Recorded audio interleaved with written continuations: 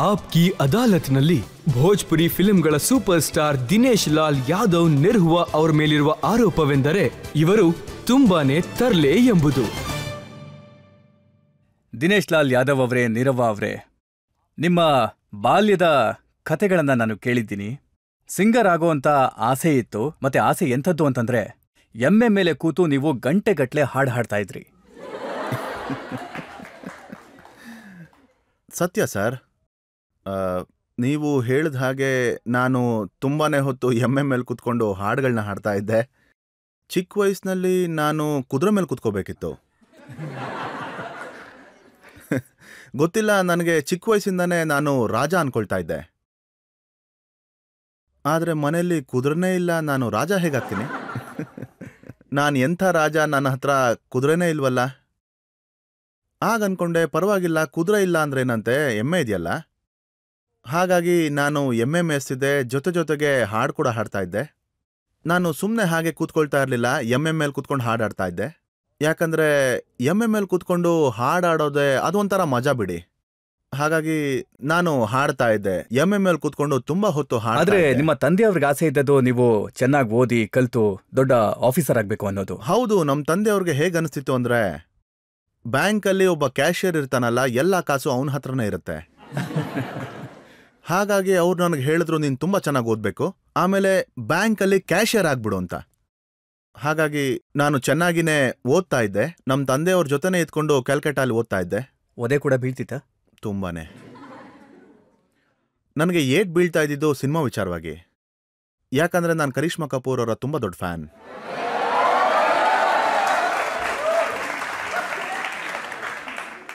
ಅವರ ಯಾವುದೇ ಸಿನಿಮಾನೂ ಕೂಡ ನಾನು ಮೊದಲನೇ ಶೋ ನೋಡೋಕ್ಕಾಗ್ತಿರ್ಲಿಲ್ಲ.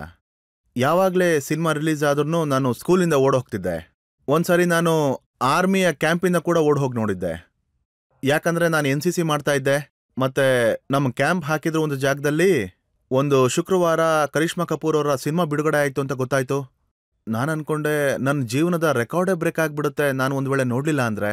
ಹಾಗಾಗಿ ನಾನು ಅಲ್ಲಿಂದ ಕೂಡ ಓಡ್ ಹೋಗಿ ಅವ್ರ ಸಿನಿಮಾ ನೋಡ್ತಾ ಇದ್ದೆ. ಮತ್ತೆ ಹುಚ್ಚು ಹೇಗಿತ್ತು ಅಂದ್ರೆ, ನಾನು ನಮ್ಮ ಮನೆಯ ಎಲ್ಲ ಗೋಡೆಗಳ ಮೇಲೂ ಕೂಡ ಅವ್ರ ಫೋಟೋಗಳನ್ನ ಅಂಟಿಸ್ತಾ ಇದ್ದೆ. ನಮ್ಮ ತಂದೆಯವರು ದೇವ್ರಿಗೆ ಪೂಜೆ ಮಾಡ್ತಿರ್ಬೇಕಾದ್ರೆ ಸ್ವಲ್ಪ ಅವ್ರಿಗೂ ಪೂಜೆ ಮಾಡ್ತಿದ್ರು. ಹಾಗಾಗಿ ತುಂಬಾ ಹೊಡಿತಾ ಇದ್ರು. ಅಲ್ಲ, ನೀನು ಏನ್ ಮಾಡಿದ್ಯಾ ನೋಡು, ನಾನು ಇವ್ರಿಗೂ ಕೂಡ ಪೂಜೆ ಮಾಡ್ಬೇಕಾ ಅಂತಿದ್ರು. ನಾನು ಅವ್ರಿಗೆ ಹೇಳ್ತಾ ಇದ್ದೆ, ಪರವಾಗಿಲ್ಲ, ಅವ್ರನ್ನ ದೇವಿ ಅನ್ಕೊಂಡು ಅವ್ರಿಗೂ ಪೂಜೆ ಮಾಡಿ ಅಂತ. ಹಾಗಾಗಿ ನನಗೆ ಏಟ್ ಬೀಳ್ತಿತ್ತು ಸರ್. ಅಂದ್ರೆ ಅವತ್ತು ಒದೆ ತಿಂದದ್ದು ಇವತ್ತಿಗೂ ನೆನಪಿದೆ ಸರ್. ನನ್ನ ಪಾಸ್ಟ್ ಹೇಗಿತ್ತು ಅಂದ್ರೆ, ನಾನೀಗ ಮಲ್ಕೊಂಡಾಗ ಅವರು ಕನ್ಸಲ್ಲಿ ಬಂದು ಹೊಡಿತಾರೆ ನನಗೆ. ನನ್ಗನ್ಸುತ್ತೆ ಅವ್ರು ಹೊಡಿತಾರೆ ಅಂತ, ಓಡಾಡ್ಸ್ಕೊಂಡು ಹೊಡಿತಾರೆ ಅಂತ. ಆದ್ರೆ ತುಂಟತನ ಮಾಡೋದನ್ನ ನೀವು ಬಿಡ್ಲಿಲ್ಲ. ಅದೇನೋ ಹೇಳ್ತಾರಲ್ಲ ಸರ್, ಕೋತಿಗೆ ಎಷ್ಟೇ ವಯಸ್ಸಾದ್ರೂ ಪಲ್ಟಿ ಹೊಡಿಯೋಕ್ ಮರೆಯಲ್ಲ ಅಂತ.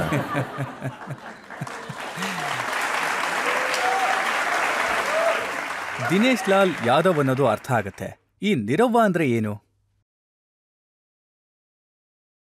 ಸರ್? ಅದು ಹೇಗಿತ್ತು ಅಂದ್ರೆ, ನಾನು ಸ್ಟ್ರಗಲ್ ಮಾಡ್ತಾ ಇದ್ದೆ ಹಾಡಬೇಕು ಅಂತ. ಆಗ ನಂದೊಂದು 2 ಕ್ಯಾಸೆಟ್ಗಳು ಬಂದಿದ್ವು. ಆಗ ಒಂದೇನಂದ್ರೆ ಬುಡ್ವಾ ಮೇ ದಂಬ. ಬುಡ್ವಾ ದಂಬ? ಹಾ, ಅಂದ್ರೆ ವಯಸ್ಸಾದವನಲ್ಲಿ ದಮ್ಮಿದೆ. ದಮ್ಮಿದೆ. ಯಾಕಂದ್ರೆ ಅದರ ಮೇಲೆ ಅಮಿತಾಬ್ ಬಚ್ಚನ್ ಅವ್ರ ಫೋಟೋ ಇತ್ತು. ಮತ್ತೆ ಅಮಿತ್ ಜಿ ಅವರು ಯಾರೆಲ್ಲ ಹೊಸಬ್ರು ಬರ್ತಾ ಇದ್ರೋ ಅವ್ರಿಗೂ ಕೂಡ ಟಕ್ಕರ್ ಕೊಡ್ತಾ ಇದ್ರು. ಆಗ ಬುಡ್ವಾ ಪೆ ದಂಬ ಆ ಕ್ಯಾಸೆಟ್ ಬಂತು. ಅದಾದ್ಮೇಲೆ ಇನ್ನೊಂದು ಮಲಾಯಿಕ್ ಹಾಯ್ ಬುಡ್ವಾ. ತುಂಬಾ ಜನ ಅದನ್ನ ಇಷ್ಟಪಟ್ರು. ಬರ್ಸಾತ್ ಆದ್ಮೇಲೆ ಒಂದು ಕಾರ್ಯಕ್ರಮ ಇತ್ತು ಬಿಹಾರ್ನಲ್ಲಿ. ನಾವು ಬಿಹಾರ್ಗೆ ಕಾರ್ಯಕ್ರಮಕ್ಕೋಸ್ಕರ ಹೋಗ್ತಾ ಇದ್ವಿ.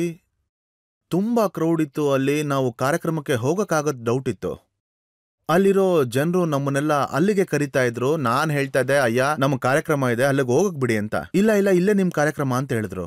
ಇದು ಮೇಳ ಅಲ್ಲ, ನಿಮ್ನೆಲ್ಲ ನೋಡಕ್ ಬಂದಿದ್ದಾರೆ ಇವರೆಲ್ಲ. ಎಲ್ರು ಕಿರ್ಸ್ತಾ ಇದ್ರು, ನಿರವ್ವ ಬಂದಿದ್ದಾರೆ. ಮತ್ತೆ ನಾನು ಬೇರೆ ಕಡೆ ಎಲ್ಲೇ ಹೋದ್ರು ನಿರವ್ವ ಅಂತ ಕರಿತಾ ಇದ್ರು ಸರ್. ನನಗೆ ತುಂಬಾ ಆಶ್ಚರ್ಯ ಆಗ್ತಿತ್ತು ಸರ್, ನನ್ನ ಹೆಸರು ದಿನೇಶ್ ಲಾಲ್ ಯಾದವ್, ನಿರವ್ವ ಅಂತ ಯಾಕೆ ಕರಿತಾ ಇದ್ದಾರೆ? ಆಮೇಲೆ ನಾನೊಂದು ಸಿನಿಮಾ ಮಾಡ್ತಾ ಇದ್ದೆ ಸರ್. ಅದರ ಹೀರೋಯಿನ್ ಇದ್ರು ಸ್ವಾತಿ ಬಾಜ್ಪಾಯಿ. ಅವ್ರು ಹೇಳಿದ್ರು, ನೋಡಿ ಇವರು ನಿಮ್ಮನ್ನ ನಿರವ್ವ ಅಂತ ಕರಿತಾ ಇದಾರೆ ಅಂದ್ರೆ ನೀವ್ ಯಾಕೆ ಕನ್ಫ್ಯೂಸ್ ಆಗ್ತಾ ಇದೀರಾ? ಯಾಕಂದ್ರೆ ಜನರು ಗುರ್ತಿಸ್ಕೊಳ್ಳೋದಕ್ಕೆ ಅಂತಾನೆ ಕೆಲಸ ಮಾಡೋದು. ಜನರು ನಿಮ್ಮನ್ನ ಆಲ್ರೆಡಿ ಗುರ್ತಿಸಿದ್ದಾರೆ ನಿರವ್ವ ಅಂತ, ಅದರಲ್ಲೇ ಮುಂದೆ ಹೋಗಿ ಅಂದ್ರು. ಆಮೇಲೆ ಅವತ್ತಿಂದ ನಾನು ನಿರವ್ವ ಅಂತ ಕರ್ಸ್ಕೊಳ್ಳೋದಕ್ಕೆ ಶುರು ಮಾಡಿದೆ. ಆದ್ರೆ ಈ ನಿರವ್ವ ಪದದ ಅರ್ಥ ಏನು? ಸರ್, ನಿರವ್ವ ಅಂದ್ರೆ ಅರ್ಥ ಸಿಂಧೂರ್. ಆ ಹಾಡಲ್ಲಿ ಹೇಗೆ ಫಿಲ್ಮ್ ಮಾಡಿದ್ರು ಅಂದ್ರೆ, ಹೇಗೆ ಹೇಳಿದ್ರು ಅಂದ್ರೆ, ಮದುವೆ ಹೆಣ್ಣಿಗೆ ಏನಾದ್ರೂ ನಿರವ್ವಾಗೇನೂ ಆಗಲ್ಲ ಅಂತ. ಹಾಡು ಕೇಳಿಸ್ಬೇಕಾ ನಿಮ್ಗೆ?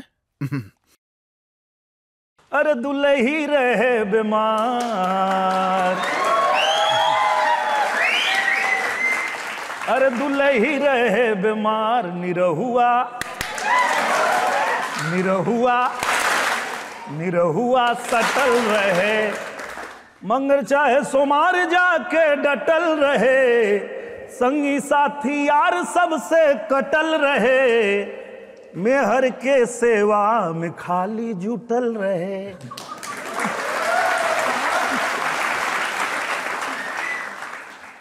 ನನಗನ್ನಿಸ್ತು ಏನಂದ್ರೆ, ಈ ಆಲ್ಬಮ್ ಯಾಕೆ ಹಿಟ್ ಆಯ್ತು ಅಂದ್ರೆ, ಅದು ಪ್ರತಿ ಹೆಣ್ಣಿಗೂ ಅದೇ ರೀತಿ ಗಂಡ ಬೇಕು.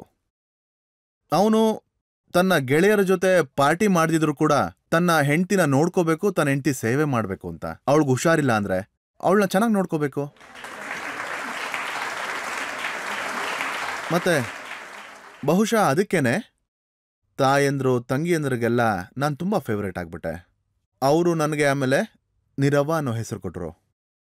ನೀವು ನಿರವ್ವ ಹೆಸರಿಂದ ಫೇಮಸ್ ಆದ್ರಿ, ಆಲ್ಬಮ್ ಚೆನ್ನಾಗಾಯ್ತು, ಜನ ಕೇಳಿದ್ರು. ಆದ್ರೆ ಗಾಜಿಪುರಿಂದ ಮುಂಬೈ ಅದು ತುಂಬಾ ಖತರ್ನಾಕ್ ಟೈಪ್ ಇದೆ ಸರ್. ಗಾಜಿಪುರ್ ಅನ್ನೋದು ನನ್ನ ಜಿಲ್ಲೆ ಆಗಿದೆ. ಮತ್ತೆ ಗಾಜಿಪುರಲ್ಲಿ ಒಂದು ಶೋ ಇತ್ತು. ಗಾಜಿಪುರಲ್ಲಿ ಯಾರೇ ಶೋ ಶುರು ಮಾಡ್ಬೇಕಂದ್ರೂ ಮೊದಲು ದೇವಿ ಹಾಡನ್ನ ಹಾಡ್ತಾ ಇದ್ರು, ಅಮ್ಮನವರ ಆರಾಧನೆ ಮಾಡ್ತಾ ಇದ್ರು, ಅವ್ರಿಗೋಸ್ಕರ ಅರ್ಪಣೆ ಮಾಡ್ತಾ ಇದ್ರು. ನಾನು ಆ ರೀತಿ ಬಂಧನನ ಶುರು ಮಾಡಕ್ ಹೋದೆ. ಆಗ ಪಬ್ಲಿಕ್ಕಿಂದ ಒಬ್ಬ ವ್ಯಕ್ತಿ ಬಂದು ನನಗೆ ಹೇಳ್ದ, ನಿಲ್ಸು ಅಂತ, ನಿರವ್ವ ಸೆಟಲ್ ರಾಯಗ ಹಾಡಾಡು. ಅಪ್ಪ ಸರಿ, ರಾತ್ರಿವರೆಗೂ ಹಾಡ್ತೀನಿ, ಮೊದಲು ದೇವ್ರ ನಾಮ ಹಾಡಕ್ ಬಿಡು ಅಂದೆ. ಅವನು ಹೇಳ್ದ, ಇಲ್ಲ ಹಾಡೋಕ್ ಬಿಡಲ್ಲ ಅಂದ. ನಾನು ಹೇಳ್ದೆ, ಮೊದಲು ದೇವ್ರ ಪ್ರಾರ್ಥನೆ ಮಾಡಿಲ್ಲ ಅಂದ್ರೆ ಮುಂದಕ್ಕೆ ಹೋಗಕ್ಕಾಗಲ್ಲ ನಾನು. ಅವನು ತುಂಬಾ ಜಿದ್ದಿಗೆ ಬಿದ್ಬಿಟ್ಟ, ನನ್ನ ಕಾಲರ್ ಹಿಡ್ಕೊಂಡ್ಬಿಟ್ಟ. ಕಾಲರ್ ಹಿಡ್ಕೊಂಡ ಅಂದ್ರೆ ನಾನೂ ಮನುಷ್ಯನೇ ಅಲ್ವಾ. ಒಳಗಿಂದ ಕೋಪ ಬಂತು, ಅಲ್ಲೇ ಅವನು ಹಿಡ್ಕೊಂಡು ಹೊಡೆದೆ.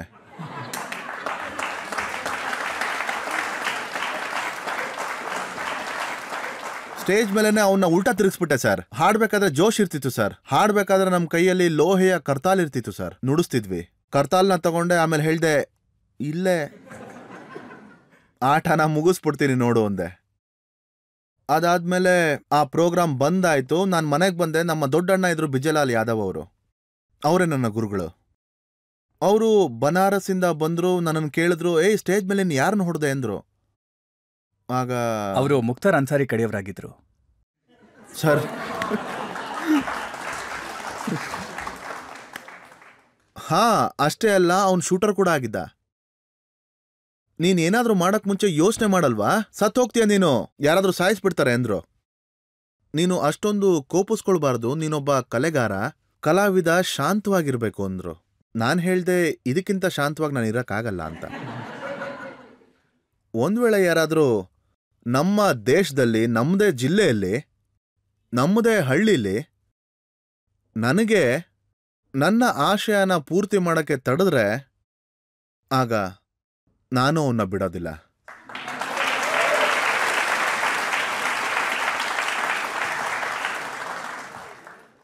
ಅಣ್ಣ ಹೇಳಿದ್ರು, ನೀನ್ ಇಲ್ಲಿರೋದಕ್ಕೆ ಲಾಯಕಲ್ಲ ಅಂತ. ನಡಿ ಹೊರಡು ಇಲ್ಲಿಂದ ಅಂದ್ರು. ನಾನು ಎಲ್ಲಿಗೆ ಹೋಗ್ಲಿ ಅಂತ ಕೇಳಿದೆ. ಅವ್ರು ಹೇಳಿದ್ರು, ಮುಂಬೈಗೆ ಹೋಗು ಅಂತ. ಕಾರ್ಯಕ್ರಮಗಳೆಲ್ಲ ಚೆನ್ನಾಗಿ ನಡೀತಾ ಇತ್ತು. ಸರಿ ಹೋಗ್ಲಿ ಬಿಡು ಅಂತ ನಾನು ಕೂಡ ಮುಂಬೈಗೆ ಬಂದ್ಬಿಟ್ಟೆ. ಮತ್ತೆ ಮುಂಬೈಗೆ ಬರಬೇಕು ಅನ್ನೋ ಆಸೆ ನನಗೂ ಇತ್ತು. ತಲುಪಬೇಕಿರೋದು ಮುಂಬೈಯೇ. ಈಗ ಅವಕಾಶನೂ ಸಿಕ್ತು. ಮುಂಬೈಗೆ ಬಂದೆ. ಅಲ್ಲಿ ನಾನು ಫೈಟ್ ಕಲ್ತೆ, ಡ್ಯಾನ್ಸ್ ಕಲ್ತೆ, ಎಲ್ಲ ಕಲ್ತೆ. ಆಮೇಲೆ ನನಗೆ ಫಿಲ್ಮಲ್ಲಿ ಅವಕಾಶ ಸಿಕ್ತು. ಮತ್ತೆ ನೀವು ಸಿನಿಮಾ ಕೂಡ ಮಾಡ್ತೀರಾ. ನಿರವ್ವ ರಿಕ್ಷಾವಾಲ ಒಬ್ಬ ಡಾನ್ ಆಗ್ತಾನೆ. ನಿಜ ಹೇಳ್ತಾ ಇದ್ದೀರಾ ನೀವು. ಆಗ ನನಗೆ ಡಾನ್ ಬಗ್ಗೆ ಕೂಡ ಸ್ಕ್ರಿಪ್ಟ್ ಬರ್ತಾ ಇತ್ತು. ಆಮೇಲೆ ನಾನು ಏನು ಅನ್ಕೊಂಡೆ ಅಂದರೆ, ನಾನು ಒಬ್ಬ ನಟ ಅಲ್ವೇ ಅಲ್ಲ, ನಾನು ಅಭಿನಯದಲ್ಲಿ ಯಾವುದೇ ರೀತಿಯ ಕೋರ್ಸ್ ಮಾಡಿಲ್ಲ. ನಾನು ಡಾನ್ ಥರ ಕಾಣಿಸ್ತೀನೋ ಇಲ್ವೋ ಅದು ನನಗೆ ಗೊತ್ತಿಲ್ಲ, ಆದರೆ ರಿಕ್ಷಾದಲ್ಲಿ ಕೂತ್ಕೊಂಡ್ರೆ ರಿಕ್ಷಾವಾಲ ಥರ ಕಾಣಿಸ್ತೀನಿ. ಮತ್ತೆ ಜನರಿಗೆ ಅನಿಸ್ತು ನಾನು ರಿಕ್ಷಾವಾಲ ಅಂತ. ಮತ್ತೆ ಆ ಫಿಲ್ಮ್ ಇದೆಯಲ್ಲ, ಅದೇ ಸಿನಿಮಾ ನನ್ನ ಸೂಪರ್ ಸ್ಟಾರ್ ಮಾಡಿಬಿಡ್ತು ಸರ್. ಜನ ನಿಮ್ಮನ್ನ ತುಂಬಾ ಪ್ರೀತಿ ಮಾಡ್ತಾರೆ ಅನ್ನೋದಂತೂ ನಿಜಾನೇ. ನಿಮ್ಮ ಸಾಕಷ್ಟು ಸಿನಿಮಾಗಳು ಹಿಟ್ ಆಗಿದೆ. ಮತ್ತೆ ನಾನು ಕೇಳ್ಪಟ್ಟೆ, ಇವತ್ತಿಗೂ ಶೂಟಿಂಗ್ ಆಗ್ಬೇಕಾದ್ರೆ ನೀವು ಇವತ್ತಿಗೂ ತುಂಬಾನೇ ತಮಾಷೆ ಮಾಡ್ತೀರಾ, ಯಾರನ್ನೋ ಮರಕ್ಕೆ ಕಟ್ ಹಾಕ್ಬಿಡ್ತೀರಾ. ಸರ್, ಒತ್ತಾಯ ಇರ್ತಿತ್ತು, ಮಾಡಲೇಬೇಕಿತ್ತು ಸರ್. ಅಂದ್ರೆ ನಾವು ಶೂಟಿಂಗ್ ಸ್ಟೇಜ್ ಮೇಲೆ ಅವನಿಗೆ ಹೊಡೆಯೋದು ಕೂಡ ಒತ್ತಾಯನೇ, ಹಿಡ್ಕೊಳ್ಳೋದು ಒತ್ತಾಯ, ಮತ್ತೆ ಮರ ಕಟ್ ಹಾಕೋದು ಒತ್ತಾಯನೇ.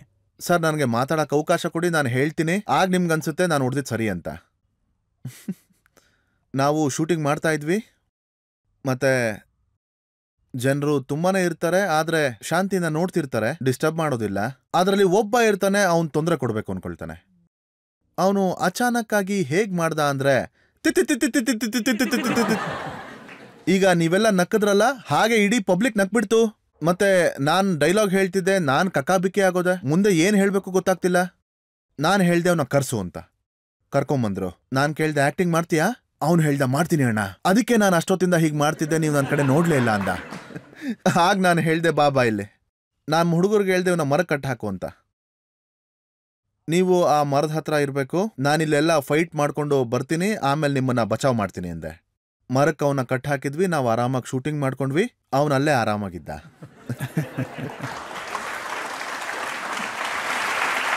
ಪ್ರೇಕ್ಷಕರಿಂದ ಒಂದೆರಡು ಪ್ರಶ್ನೆ ತಗೊಳ್ಳೋಣ. ಇವತ್ತು ಭೋಜ್ಪುರಿ ಫಿಲಂ ಇಂಡಸ್ಟ್ರಿಲಿ ನಂಬರ್ 1 ಜಾಗಕ್ಕೆ ಪವನ್ ಸಿಂಗ್ ಮತ್ತು ಕೆಸಾರಿ ಲಾಲ್ ನಡುವೆ ಪೈಪೋಟಿ ನಡೀತಾ ಇದೆ, ಜಗಳನೂ ನಡೀತಾ ಇದೆ. ನೀವು ಯಾರನ್ನ ನಂಬರ್ 1 ಅಂತ ಹೇಳ್ತೀರಾ? ನಾನು ನನ್ನ ಇಬ್ರು ಅಣ್ಣಂದ್ರಿಗೂ ಈ ಮಾತನ್ನ ಹೇಳಿದ್ದೀನಿ. ಅದು ನಂಬರ್ 1, ನಂಬರ್ 2, ನಂಬರ್ 3 ನೀರವ ಹೆಸರಲ್ಲಿ ಬುಕ್ ಆಗಿದೆ ಎಂದೆ. 4 ಮತ್ತೆ 5ನೇ ಸ್ಥಾನಕ್ಕೆ ಅವ್ರು ಹೊಡೆದಾಡಬೇಕು.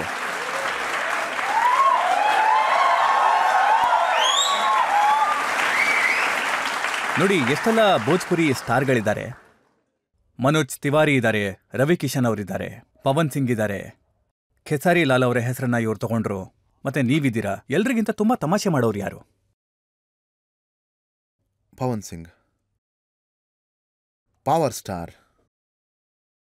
ಅವ್ರು ತುಂಬಾನೇ ಕುಡಿತಾರೆ. ಅವ್ರು ಹೇಗಿರ್ತಾರೆ ಅಂತ ನಾನು ನಿಮ್ಗೆ ಹೇಳಿದ್ರೆ ಸರ್ ಗೊತ್ತಿಲ್ಲ, ನೀವು ಟೆಲಿಕಾಸ್ಟ್ ಮಾಡ್ತೀರಾ ಅಥವಾ ಕಟ್ ಮಾಡ್ತೀರಾ ಅಂತ. ಅವ್ರು ತುಂಬಾನೇ ಕುಡಿತಾರೆ ಸರ್. 19ರಲ್ಲಿ ನಾನು ಎಲೆಕ್ಷನ್ಗೆ ನಿಂತಿದ್ದೆ, ಮತ್ತು ಚುನಾವಣೆ ಪ್ರಯುಕ್ತ ಯಾವತ್ತು ರ್ಯಾಲಿ ಇತ್ತೋ ಆವಾಗ ನಾವು ತಯಾರಿ ಮಾಡ್ಕೊಂಡ್ವಿ. ಪವನ್ ಸಿಂಗ್, ಕಿಸಾರಿ ಲಾಲ್ ಮತ್ತೆ ನೀರವ್ವ 3 ಜನನೂ ಹೋಗೋಣ. ಮತ್ತೆ ನಾವೊಂದು ಹೆಲಿಕಾಪ್ಟರ್ನ ಬುಕ್ ಮಾಡ್ಕೊಂಡ್ವಿ. ಮತ್ತೆ ನಾನು ಹೋಗಿ ಕೂತ್ಕೊಂಡೆ, ಪವನ್ಜಿ ಬಂದು ಕೂತ್ಕೊಂಡ್ರು. ಪವನ್ಜಿ ಹೇಳಿದ್ರು, ಏನ್ ನೋಡ್ತಿದ್ಯಾ ಹಾರ್ಸು? ನಾನು ಹೇಳ್ದೆ ಇನ್ನೊಬ್ರು ಬರ್ಬೇಕು ಅಂದೆ. ಇನ್ನೂ ಯಾರೋ ಬರೋದು? ಹೈ ಹುಚ್ಚನ ನೀನು? ಅಲ್ಲ ಅಣ್ಣ, ಅವನು ನಮ್ಮ ತಮ್ಮಂತರ, ಬರ್ಲಿ ಬಿಡು ಅಂದೆ. ನೋಡೋ, ನಿನ್ನ ಇದೇ ಅಭ್ಯಾಸ ನನಗೆ ಇಷ್ಟ ಆಗೋದಿಲ್ಲ ಅಂದ್ರು. ನಾನೇನೇ ಹೇಳ್ದೆ ಅಂದ್ರೆ, ಅಯ್ಯೋ ಹೋಗ್ಲಿ ಬಿಡಿ, ನಾವು 3 ಜನನೂ ಹೋಗೋಣ, ಆಗ ಜನರಿಗೆ ಖುಷಿ ಆಗುತ್ತೆ ಎಂದೆ. ಸರಿ, ನೀನೇ ಹೋಗಿ ನೋಡ್ಕೊ. ನಾನು ಹೇಳ್ದೆ, ಅಯ್ಯೋ ಏನ್ ಮಾತಾಡ್ತಿದ್ದೀರಾ? ಅಷ್ಟರಲ್ಲಿ ಕಿಸಾರಿ ಅವರು ಬಂದ್ರು. ಅವರು ನಮಸ್ಕಾರ ಹೇಳಿದ್ರು, ನಾನು ನಮಸ್ಕಾರ ಹೇಳ್ದೆ. ಅದಾದ್ಮೇಲೆ ಪವನ್ಜಿ ಅವರು, ಹಲೋ. ಆ ಪೈಲಟ್ ಹಿಂದೆ ತಿರುಗಿ ನೋಡ್ದ. ಹೇಳಿ ಸರ್. ಈಗ ಹೆಲಿಕಾಪ್ಟರ್ನ ಪವರ್ ಸ್ಟಾರ್ ಓಡಿಸ್ತಾರೆ.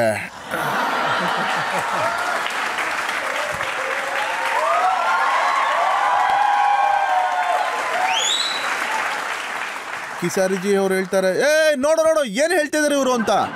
ಅಲ್ಲ, ಇವ್ರು ಓಡಿಸ್ತಾರೆ ಅಂತ ನನಗೆ ಮೊದಲೇ ಹೇಳ್ಬೇಕಿತ್ತು ಅಲ್ವಾ, ನಾನು ಬರ್ತಾನೆ ಇರ್ಲಿಲ್ಲ. ನಾನು ಹೇಳ್ದೆ, ತಡಿ ತಡಿ ತಡಿ, 1 ನಿಮಿಷ ತಡಿ, ನಾನು ಮಾತಾಡ್ತೀನಿ ಅಂದೆ. ನಾನು ಕೇಳ್ದೆ ಅವ್ರನ್ನ, ಪವನ್ಜಿ ಯಾಕೆ ಹೀಗೆ ಮಾಡ್ತಾ ಇದ್ದೀರಾ, ಸಮಾಧಾನ ಮಾಡ್ಕೊಳ್ಳಿ ಎಂದೆ. ಯಾರಿಗೋ ಹೆದರ್ಸ್ತಾ ಇದೀಯಾ? ನನಗೆ ಓಡ್ಸಕ್ ಬರಲ್ಲ ಅನ್ಕೊಂಡ್ಯಾ? ಕಿಸರಾಜಿ ಅವ್ರು ಹೇಳಿದ್ರು, ನಾನು ಹೇಳಿಲ್ವಾ ಅಣ್ಣ, ದಯವಿಟ್ಟು ಇವ್ರನ್ನ ತಡಿ ಅಂದ್ರು. ಹಲೋ, ಹಿಂದೆ ಬಾರಪ್ಪ, ಇಲ್ಲಿ ಕೂತ್ಕೋ, ಈಗ ಪವರ್ ಸ್ಟಾರ್ ಹಾರಿಸ್ತಾರೆ. ಆ ಪೈಲಟ್ ಕೂಡ ಗಾಬರಿ ಆಗ್ಬಿಟ್ಟ. ಸರ್, ಇವ್ರು ಏನ್ ಮಾಡ್ತಿದ್ರೆ, ಕೂರ್ಸಿ ಅವ್ರನ್ನ ಅಂದ. ಕಿಸಾರಿಜಿ ಅವರು ಕೆಳಗಿಳ್ದು ಹೇಳಿದ್ರು, ನಮಸ್ಕಾರ ಸರ್ ನಾನು ಹೊರಡ್ತೀನಿ ಅಂತ ಹೊರಟ್ಬಿಟ್ರು. ಆಮೇಲೆ ಅವ್ರು ಹೇಳ್ತಾರೆ, ಹಲೋ ನಡಿ.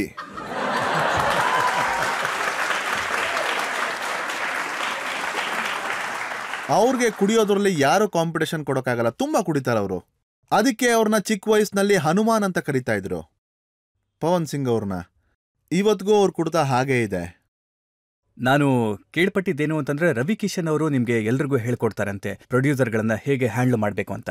ಆಕ್ಚುಲ್ ಆಗಿ ಹೇಳ್ಬೇಕಂದ್ರೆ ಎಲ್ರಿಗೂ ಅವರೇನೆ ಗುರುಗಳು. ಅವರು ಯಾವಾಗ್ಲೇ ಸಿಕ್ಕಿದ್ರು ಹೇಳ್ತಾರೆ, ಜೀವನದಲ್ಲಿ ಏನೇ ಆದ್ರೂ ನೀನು ತಲೆ ಕೆಡಿಸ್ಕೋಬಾರ್ದು. ಹರ್ ಹರ್ ಮಹಾದೇವ್, ಏನ್ ನಡೀತಾ ಇದೆ, ಈಗ ಯಾವ ಹೊಸ ಫಿಲ್ಮ್ ಮಾಡ್ತಾ ಇದ್ಯಾ? ಅಲ್ಲ ಅಣ್ಣ, ಅವರು ಹೇಳ್ತಾ ಇದ್ದಾರೆ ತುಂಬಾ ದುಡ್ಡಿದೆಯಂತೆ, ಇಡೀ ಇಂಡಸ್ಟ್ರಿನೇ ಬದಲಾಯಿಸ್ತಾರಂತೆ. ಸರಿ ಅವನ್ನ ಕಳ್ಸು, ನಾನು ಬದಲಾಯಿಸ್ತೀನಿ ಅಂದ್ರು.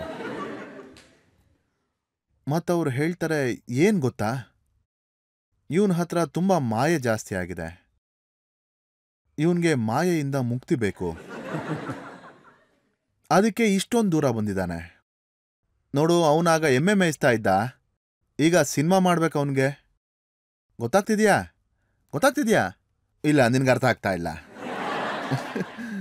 ಇಲ್ಲ, ನಾನು ಹೇಳ್ದೆ ಅರ್ಥ ಆಗ್ತಿದೆ ಅಣ್ಣ ಅಂತ. ನೋಡು, ಇವನೀಗ ಬರ್ತಾನೆ, ಏನೋ ಗಲ್ಬಸ್ಕಿ ಮಾಡಿ ಸಿನಿಮಾ ಮಾಡ್ತಾನೆ, ಮತ್ತೆ ನಮ್ಮ ಇಂಡಸ್ಟ್ರಿನ ಹಾಳು ಮಾಡ್ತಾನೆ. ಹಾಗಾಗಿ ಇವನ ಹತ್ರ ಮಾಯೆ ಇದೆಯಲ್ಲ, ಅದನ್ನ ನೀನ್ ತಗೋ, ಮತ್ತೆ ಇವನ್ನ ಮಾಯೆಯಿಂದ ಮುಕ್ತಿ ಮಾಡಿ ಕಳಿಸ್ಬಿಡಿ ಇವನ್ನ ಅಂತ. ನನಗೆ ಜ್ಞಾನ ಅವರಿಂದನೇ ಬಂದಿದ್ದು. ಮತ್ತೊಂದು ಪ್ರಶ್ನೆ ಪಬ್ಲಿಕ್ ಇಂದ ತಗೊಳ್ಳೋಣ. ನಾನೊಂದು ರಿಕ್ವೆಸ್ಟ್ ಮಾಡ್ಕೋತೀನಿ, ನಿಮ್ಗೆ ಇಷ್ಟ ಆಗಿರೋಂತ ಒಂದು ಹಿಂದಿ ಸಿನಿಮಾ ಸಾಂಗ್ ಹಾಡಿದ್ರೆ ಒಳ್ಳೇದು ಅಂತ. ವಾ, ನೀವು ನನಗೆ ಹಿಂದಿ ಫಿಲ್ಮ್ ಸಾಂಗ್ ಹಾಡಕ್ ಹೇಳಿದ್ದೀರಾ. ನಾನು ಚಿಕ್ಕ ವಯಸ್ಸಿನಲ್ಲಿ ನನ್ನ ಗರ್ಲ್ ಫ್ರೆಂಡ್ಗೋಸ್ಕರ ಹಾಡ್ತಿದ್ದೆ, ಅದನ್ನೇ ಹಾಡ್ತೀನಿ.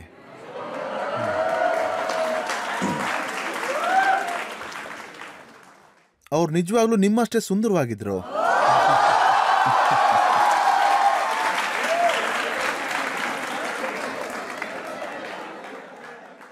ನಾನು ಅವ್ರನ್ನ ಯಾವಾಗ್ಲೇ ನೋಡಿದ್ರು ಹೀಗೆ ಹಾಡ್ತಾ ಇದ್ದೆ.